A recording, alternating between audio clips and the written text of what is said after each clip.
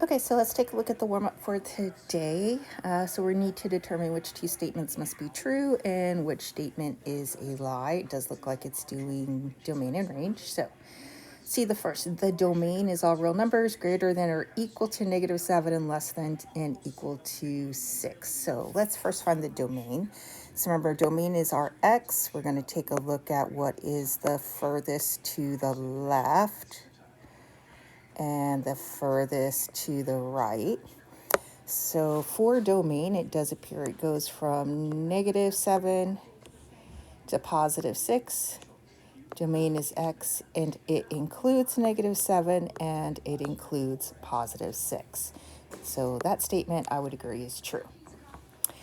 The next, the graph represents a continuous function, continuous. Remember, we can go from one end of the function to the other without picking up our pencil. Everything is connected, so that is true. And then we're still going to check the third one, just in case. So let's still check the third one. The range is all real numbers greater than or equal to -4 and less than 5. So range is our y. Okay, I'm going to circle here. Goes as low as here, as high as here. So the range is, here's -4 to 5, y in the middle, close circles. So the range is all real numbers greater than or equal to -4, correct, and less than 5. Right here is what makes it false, because it should be less than or equal to. So that is false. So let's work on solving some literal equations. So a literal equation is nothing more where there's equation with multiple variables in it, okay? And they represent some known values, and we have to solve for one of the variables. These are very beneficial when we're dealing with formulas. We'll use a lot of these in algebra. You also use a lot in your science class, calculating speed, force, volume. Okay, so let's take a look at the first one. So the first is this is a formula for perimeter. Perimeter equals 2 times the length plus 2 times the width. We need to solve for the width, and it's okay that we don't have numbers. So we just need to get W by itself. So here we know we have P equals 2 length plus 2 width. So if my goal is to get W by itself, the first thing I'm going to do is I'm going to move this 2 to the 2 length over to the other side. Okay, let me make that a little bit bigger. So now I have P minus 2L equals 2W. Okay, so I move that 2L over. And then last, to get W by itself, I'm just going to divide everything by 2. Okay.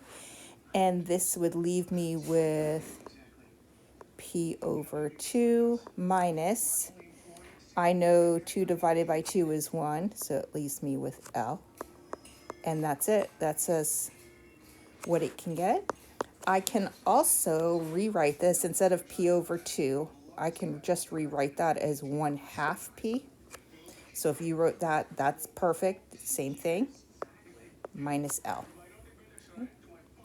Let's try another one. So for B, we have slope-intercept form, and we need to solve for the x. Okay, remember, x is just a point. So we need to get x by itself. So here's y equals mx plus b. So I need to get x by itself. First thing is I'm going to subtract b, because I want to move b to the other side. So I have y minus b equals mx.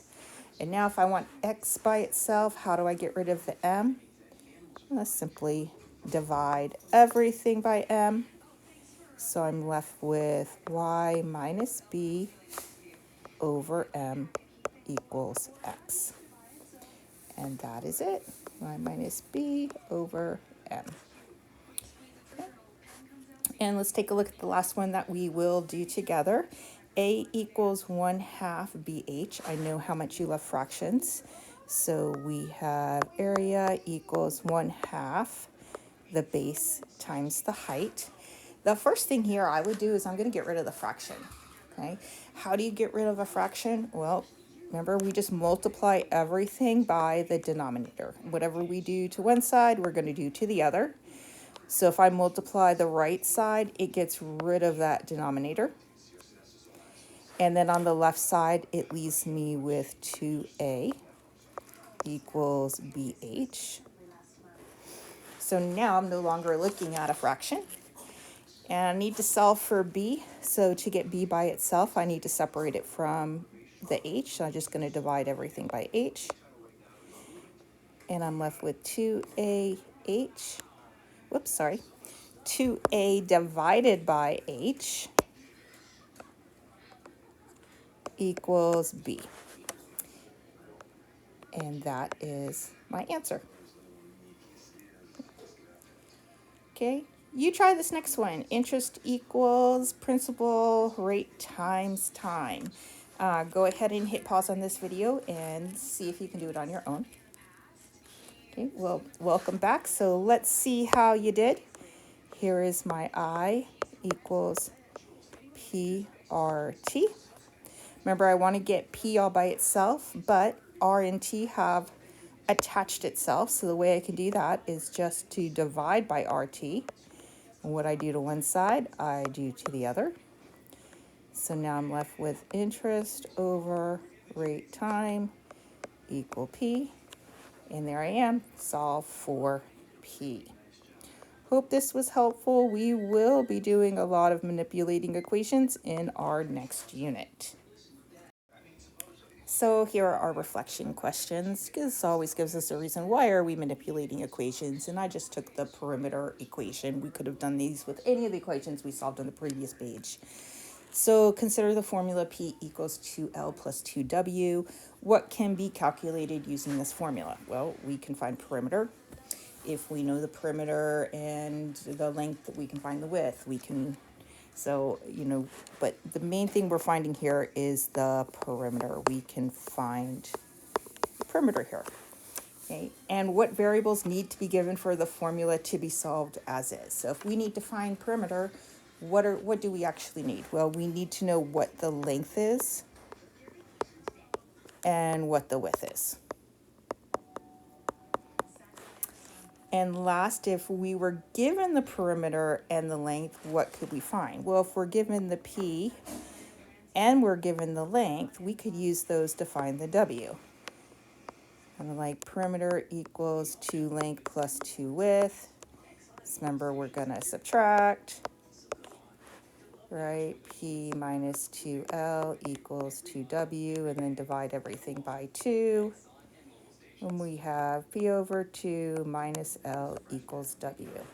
And if we knew the perimeter and the length, we would just plug those in, and we'd end up with the width.